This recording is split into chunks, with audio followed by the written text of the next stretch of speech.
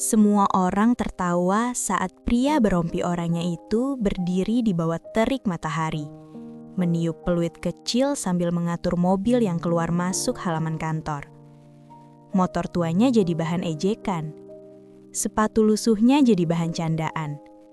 Mereka memanggilnya cuma tukang parkir.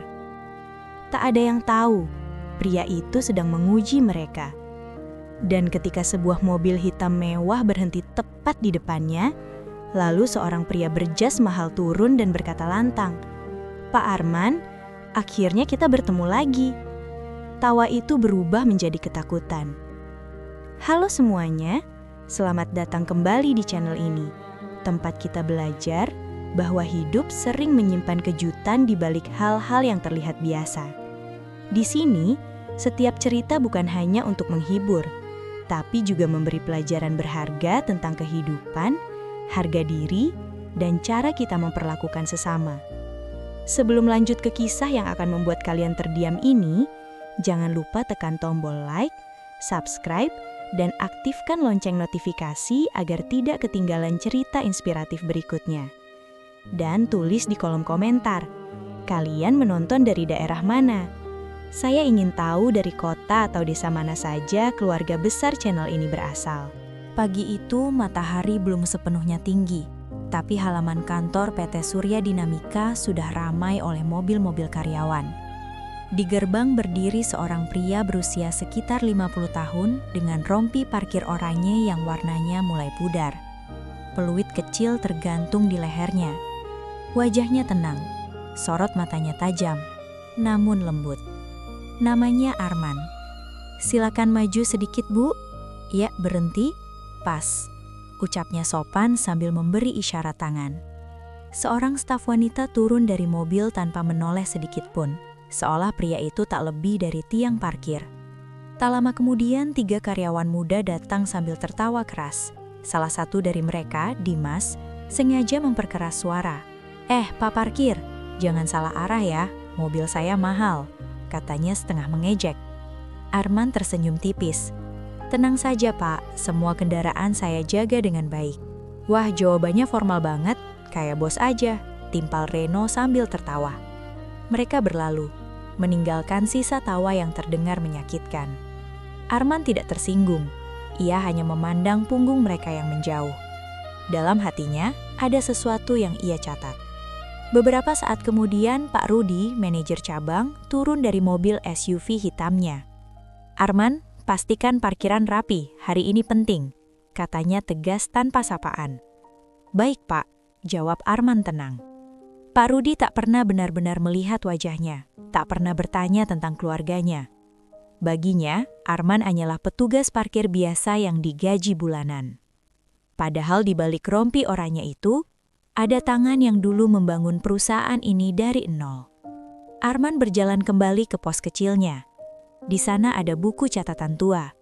Ia membukanya perlahan. Ia menulis satu kalimat. Hari ke-73, sikap karyawan terhadap staf bawah masih buruk. Tiba-tiba terdengar suara dari belakang. "Pak, kenapa sih Bapak betah jadi tukang parkir di usia segini?" tanya seorang cleaning service muda bernama Lala dengan tulus. Arman tersenyum hangat. "Karena di tempat paling bawah, kita bisa melihat siapa yang benar-benar punya hati." Lala mengeringit. "Maksudnya?" Arman menatap halaman kantor yang mulai penuh. "Orang yang menghargai tukang parkir biasanya juga menghargai hidup." Lala terdiam. Sementara itu, dari lantai 3 gedung kantor, beberapa staf melihat ke bawah. "Itu tukang parkir kelihatan sok bijak banget ya," ujar Reno sambil menyeringi. "Ah, paling cuma tua doang," jawab Dimas. Mereka tidak tahu, pria yang mereka anggap tak berarti itu sedang mengamati lebih dari sekedar posisi mobil. Ia mengamati karakter, ia mengamati sikap, ia mengamati siapa yang pantas dipercaya. Dan pagi itu hanyalah awal dari sesuatu yang akan mengguncang seluruh kantor. Siang itu matahari terasa lebih terik dari biasanya. Aspal halaman kantor memantulkan panas yang menyengat. Arman berdiri seperti biasa di gerbang. Rompi oranyenya sedikit basah oleh keringat. Namun wajahnya tetap tenang. Tiba-tiba, Suara knalpot tua memecah suasana. Brak! Motor tua Arman masuk ke halaman. Suaranya kasar dan berisik. Beberapa karyawan yang sedang istirahat siang spontan menoleh. Dimas tertawa paling keras. Itu dia, motor legenda datang. Reno ikut menimpali. Pak Arman, itu motor masih hidup apa cuma pakai doa? Beberapa karyawan lain ikut tertawa. Bahkan ada yang sengaja merekam dengan ponsel. Arman mematikan mesin motornya perlahan. Ia membuka helm hitam yang sudah kusam. Rambutnya sedikit beruban, tapi sorot matanya tetap tajam. Motor ini sudah menemani saya lebih dari 20 tahun, ucapnya pelan. Dimas menyeringai. Wah, setia banget ya Pak. Kayaknya lebih setia dari karyawan sini. Tawa kembali pecah. Arman tersenyum tipis. Yang penting bukan tampilan luarnya, Nak, tapi seberapa jauh dia sudah membawa kita. Reno mendekat, sengaja berdiri sangat dekat. Bapak pernah dibawa kemana? Parkiran pasar. Suasana makin riuh. Di sudut halaman, Lala menyaksikan semuanya dengan tidak nyaman. Ia berbisik pelan. Kenapa sih harus segitunya? Arman hanya menatap mereka satu persatu. Tidak ada marah di wajahnya. Tidak ada rasa tersinggung yang terlihat. Hanya ketenangan yang aneh. Ia lalu berkata dengan suara lembut namun jelas. Kalian masih muda, Nak. Hati-hati dalam berbicara. Dunia itu berputar. Dimas mendecih. Wah, nasihat lagi. Pak, hidup itu bukan sinetron. Arman menatapnya dalam-dalam. Betul. Hidup bukan sinetron, tapi karma sering datang tanpa skrip. Kalimat itu membuat beberapa orang terdiam sejenak. Namun Reno kembali tertawa untuk mencairkan suasana. Sudahlah Pak, fokus parkir saja, jangan kebanyakan filosofi.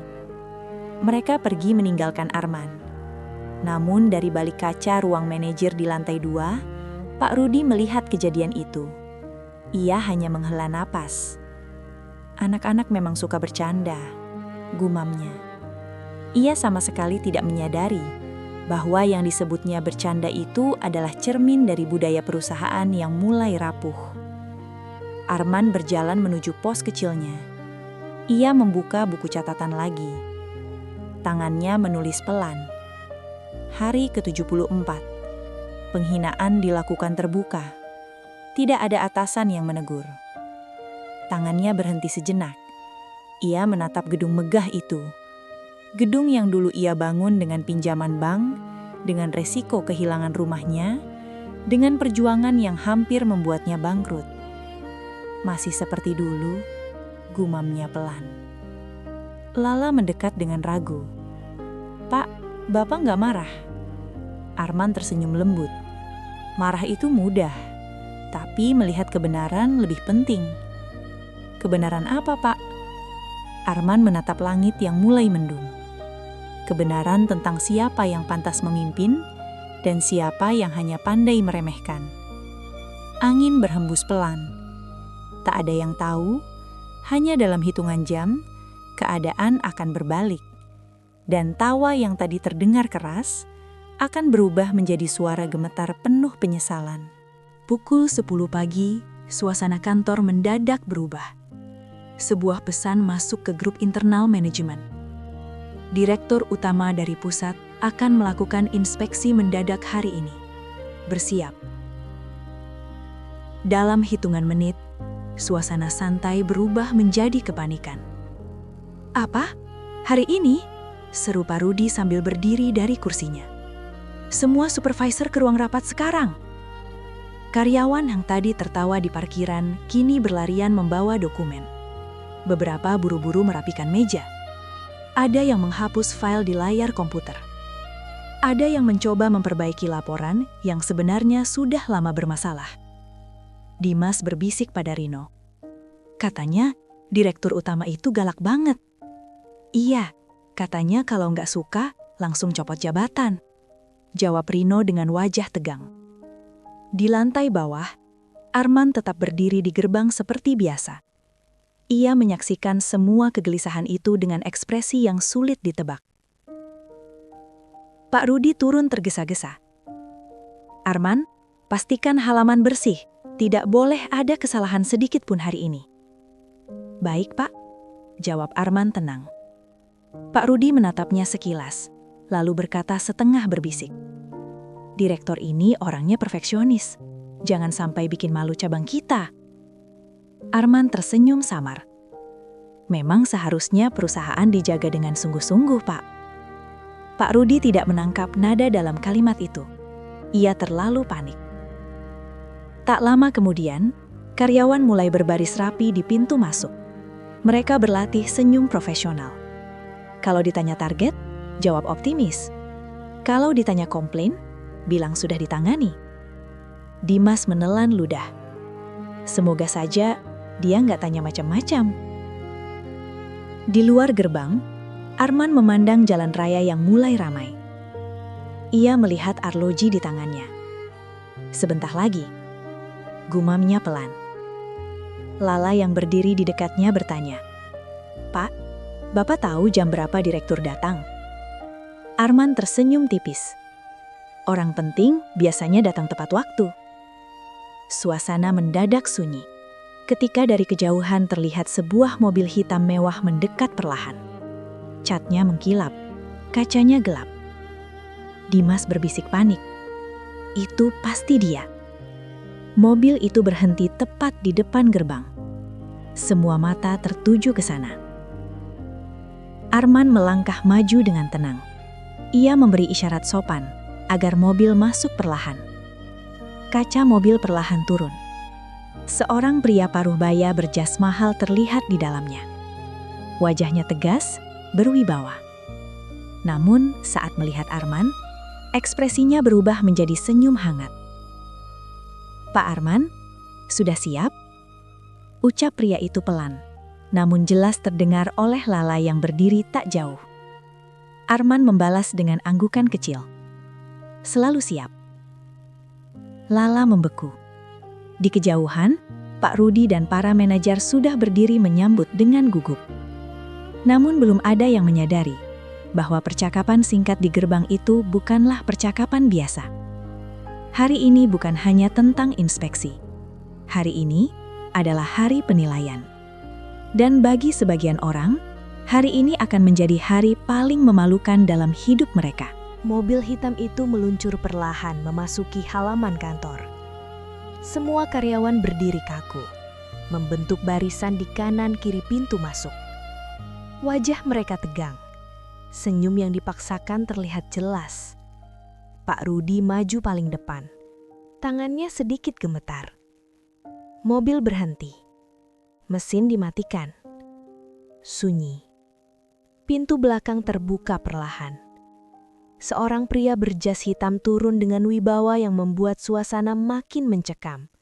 Dialah direktur utama dari pusat, Pak Surya. "Selamat datang, Pak," ucap Pak Rudi cepat sambil menunduk. Pak Surya mengangguk singkat, tapi ia tidak langsung masuk ke gedung.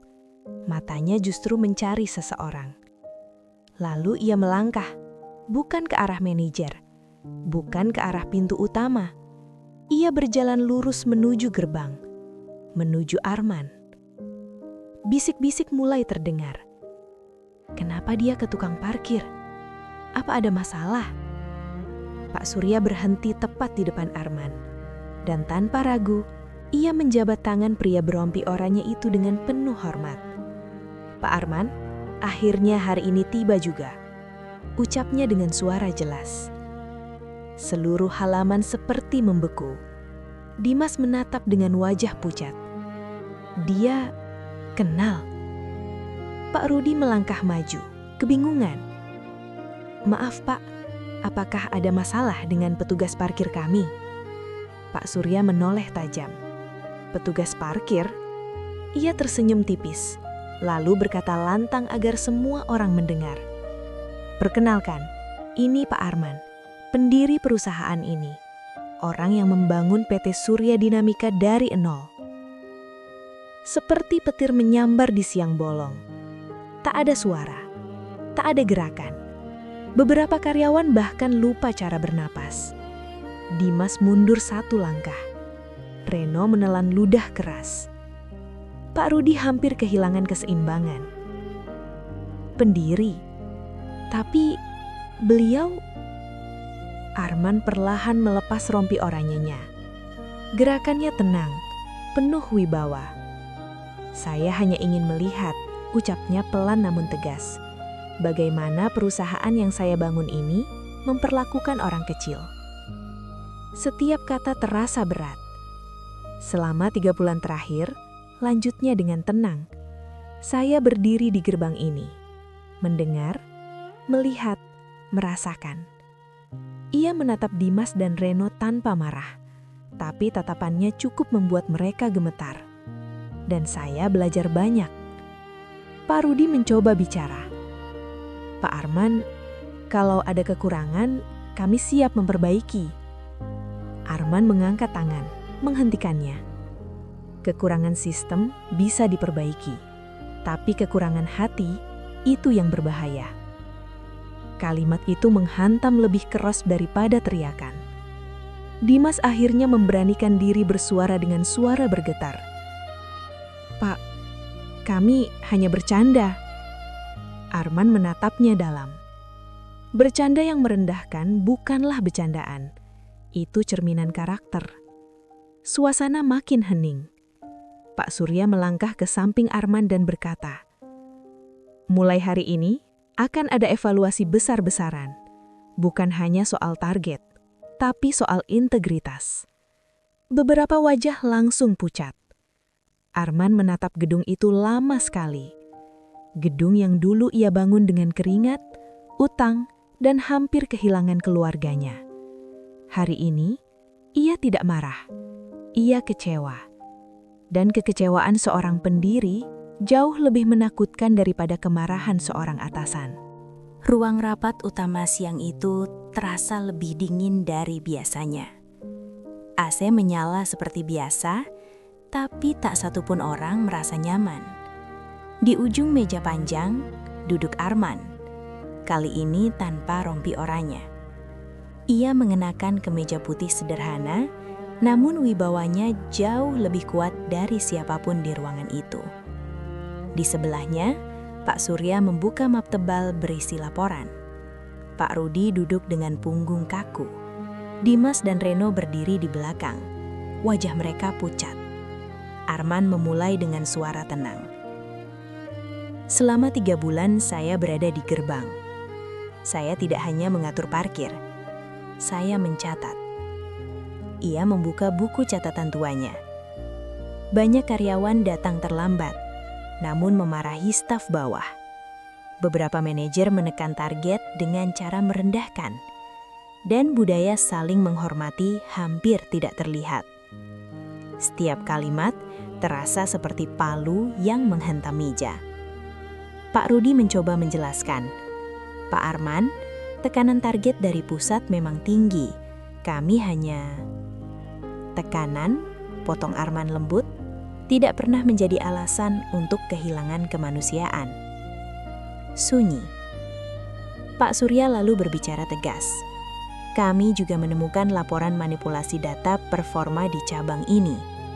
Semua mata langsung menuju Pak Rudi. Wajahnya memucat. Itu hanya penyesuaian angka supaya terlihat stabil, Pak. Penyesuaian, ulang Arman pelan. Atau kebohongan? Tak ada jawaban. Dimas tiba-tiba maju selangkah. Pak, saya ingin minta maaf, ucapnya dengan suara bergetar. Saya sudah bersikap tidak sopan pada Bapak. Reno ikut menunduk. Kami kira Bapak hanya... Orang kecil? Tanya Arman lembut. Keduanya terdiam. Arman berdiri perlahan. Suaranya tetap tenang, tapi kali ini terasa jauh lebih dalam. Saya dulu memulai usaha ini dari kios kecil di pinggir jalan. Saya pernah dipandang rendah. Pernah diusir dari kantor orang hanya karena pakaian saya sederhana. Ia menatap mereka satu persatu. Dan saya bersumpah, Perusahaan yang saya bangun tidak boleh menjadi tempat orang-orang sombong tumbuh. Beberapa supervisor mulai terlihat gelisah. Pak Surya menutup mapnya. Keputusan akan diumumkan sekarang. Ruangan terasa semakin sesak. Pak Rudi, Anda dicopot dari jabatan manajer cabang karena pelanggaran integritas. Pak Rudi seperti kehilangan nafas. Pak, tolong beri saya kesempatan. Arman memandangnya lama. Kesempatan selalu ada, tapi kepercayaan sulit dikembalikan. Keputusan itu seperti gempa kecil di ruangan. Beberapa manajer lain mendapat surat peringatan keras. Sistem evaluasi baru diumumkan. Budaya perusahaan akan diubah total. Dimas dan Reno masih berdiri dengan wajah tertunduk. Arman menghampiri mereka. Apa yang kalian pelajari hari ini? Dimas menjawab pelan, hampir menangis. Bahwa kami salah menilai orang. Reno menambahkan, dan kami terlalu mudah meremehkan. Arman mengangguk. Kalau kalian benar-benar belajar, saya tidak perlu marah. Suasana mulai mencair, tapi rasa malu masih menggantung tebal. Hari itu bukan hanya tentang jabatan yang hilang. Hari itu adalah hari ketika banyak orang menyadari mereka hampir menghancurkan nilai yang membesarkan mereka. Dan bagi sebagian orang, penyesalan itu akan mereka ingat seumur hidup. Rapat sudah selesai. Beberapa jabatan telah dicopot. Beberapa wajah masih sembab menahan malu. Namun, Arman belum selesai. Ia berdiri di depan seluruh karyawan di aula kantor. Kali ini bukan sebagai tukang parkir, bukan sebagai pengamat diam, tapi sebagai pendiri. Suasana hening, tak ada lagi bisik-bisik. Arman memandang mereka lama, seolah ingin memastikan setiap orang benar-benar mendengar. Saya tidak datang ke sini untuk mempermalukan siapapun, ucapnya tenang. Saya datang untuk mengingatkan. Dimas dan Reno berdiri di barisan depan. Kepala mereka masih tertunduk. Arman melanjutkan. 30 tahun lalu, saya memulai usaha ini dari meja kayu kecil. Saya mengantarkan barang sendiri. Saya membersihkan gudang sendiri. Saya pernah ditolak bank. Pernah hampir bangkrut. Ia berhenti sejenak. Matanya terlihat sedikit berkaca-kaca. Dan saya ingat betul, yang paling menyakitkan bukanlah kekurangan uang. Semua terdiam. Yang paling menyakitkan adalah ketika orang memandang rendah hanya karena pakaian kita sederhana. Kata-kata itu menggantung berat di udara. Lala yang berdiri di belakang mulai mengusap matanya. Arman menarik napas pelan. Ketika saya melihat beberapa dari kalian tertawa pada orang yang kalian angkat rendah, saya seperti melihat masa lalu saya sendiri. Dimas akhirnya mengangkat wajahnya. Pak, kami benar-benar tidak tahu. Arman menatapnya lembut. Justru itu masalahnya. Kalian tidak pernah mencoba tahu. Kalimat itu menusuk lebih dalam daripada teguran. Pak Surya berdiri di samping Arman, membiarkan beliau melanjutkan. Saya menyamar bukan untuk mencari kesalahan, lanjut Arman. Saya ingin tahu, apakah perusahaan ini masih punya hati? Sunyi. Beberapa karyawan mulai terlihat menahan tangis. Arman berjalan perlahan menyusuri barisan mereka. Saya melihat banyak potensi di sini. Tapi potensi tanpa empati akan menjadi kesombongan. Ia berhenti di depan Dimas. Jika suatu hari kalian sukses, jangan lupa bagaimana rasanya berada di bawah. Dimas menunduk dalam. Saya janji, Pak, saya akan berubah. Arman tersenyum tipis. Saya tidak butuh janji, saya butuh bukti. Tiba-tiba dari belakang terdengar suara Pak Rudi yang masih berada di aula, meski jabatannya telah dicopot. Pak Arman, saya sungguh menyesal. Saya terlalu fokus pada angka. Arman menoleh. Angka penting, tapi manusia lebih penting. Suasana menjadi semakin emosional. Arman lalu berkata dengan nada lebih lembut. Perusahaan ini bukan hanya tentang keuntungan. Ini tentang warisan nilai. Tentang bagaimana kita memperlakukan orang yang mungkin tidak bisa membalas kita. Semua terdiam. Hari itu, bukan hanya jabatan yang berubah. Cara pandang mereka ikut berubah. Dan untuk pertama kalinya sejak lama, gedung megah itu terasa lebih manusiawi. Beberapa minggu setelah kejadian itu, suasana kantor PT Surya Dinamika benar-benar berubah. Tak ada lagi tawa merendahkan di halaman. Tak ada lagi nada tinggi pada staf bawah. Bahkan setiap pagi, beberapa karyawan kini menyapa petugas keamanan dan cleaning service dengan senyum tulus. Budaya baru mulai tumbuh. Namun yang paling mengejutkan, Arman kembali berdiri di gerbang suatu pagi. Kali ini bukan karena menyamar. Ia benar-benar berdiri di sana. Dimas yang baru turun dari mobil langsung tertegun. "Pak, kenapa Bapak di sini lagi?" Arman tersenyum ringan. Tempat ini mengingatkan saya dari mana saya memulai. Reno mendekat dengan sikap jauh lebih sopan. "Bapak seharusnya di ruang direksi." Arman menatap halaman yang mulai ramai. Direksi mengatur strategi, tapi gerbang mengajarkan kerendahan hati. Kalimat itu membuat mereka terdiam. Tak lama kemudian, seorang kurir datang membawa paket. Ia tampak gugup melihat gedung besar itu. "Maaf Pak, parkirnya di mana ya?" tanyanya ragu. Sebelum Arman menjawab, Dimas melangkah maju. "Sini Mas, saya bantu." Ia mengarahkan dengan sopan, tanpa nada meremehkan. Arman memperhatikan dengan tenang. Ada senyum kecil di sudut bibirnya. Beberapa saat kemudian seluruh karyawan dikumpulkan lagi di halaman. Arman berdiri di depan mereka. "Saya sudah memutuskan, mulai bulan depan akan ada program rotasi. Semua manajer wajib menjalani 1 hari bekerja sebagai staf lapangan setiap 3 bulan. Suasana sedikit terkejut. Agar kita tidak lupa bagaimana rasanya berdiri di bawah. Pak Surya mengangguk setuju.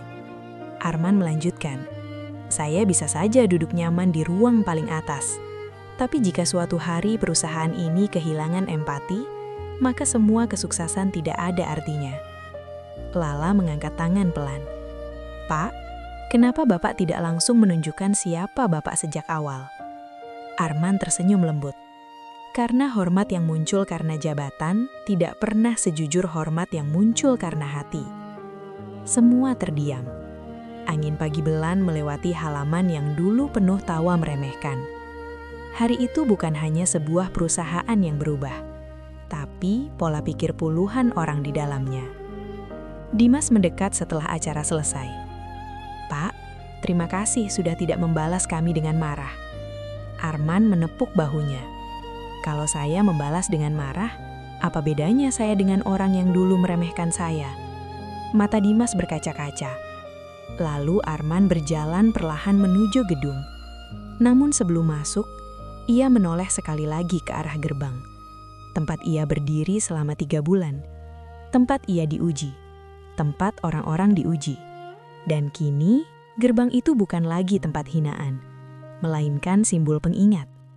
Bahwa kadang orang yang terlihat paling biasa adalah orang yang paling luar biasa.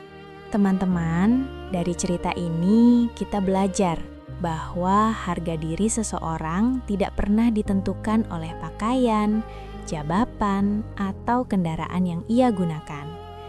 Seringkali kita terlalu cepat menilai hanya dari apa yang terlihat di permukaan. Padahal di balik seragam sederhana, bisa saja tersembunyi perjuangan panjang, pengorbanan besar, dan hati yang jauh lebih mulia dari yang kita bayangkan. Meremehkan orang lain mungkin terasa seperti candaan sesaat, tapi bagi yang menerima, itu bisa menjadi luka yang tak terlihat. Hormat bukan diberikan karena takut pada jabatan, melainkan karena kita sadar bahwa setiap manusia punya nilai yang sama di hadapan Tuhan dan kehidupan. Jangan tunggu sampai seseorang membuktikan siapa dirinya, baru kita menghargainya. Biasakan menghormati siapapun, petugas kebersihan, satpam, tukang parkir, kurir, atau siapa saja, karena sikap kita kepada mereka mencerminkan siapa diri kita sebenarnya. Jika cerita ini menyentuh hati kalian, jangan lupa tekan like, subscribe, dan bagikan agar semakin banyak orang belajar untuk tidak meremehkan sesama. Tulis juga di kolom komentar, pelajaran apa yang paling kalian rasakan dari kisah ini. Terima kasih sudah menonton sampai akhir. Sampai jumpa di video berikutnya, dengan cerita yang mungkin akan kembali mengubah cara kita memandang hidup.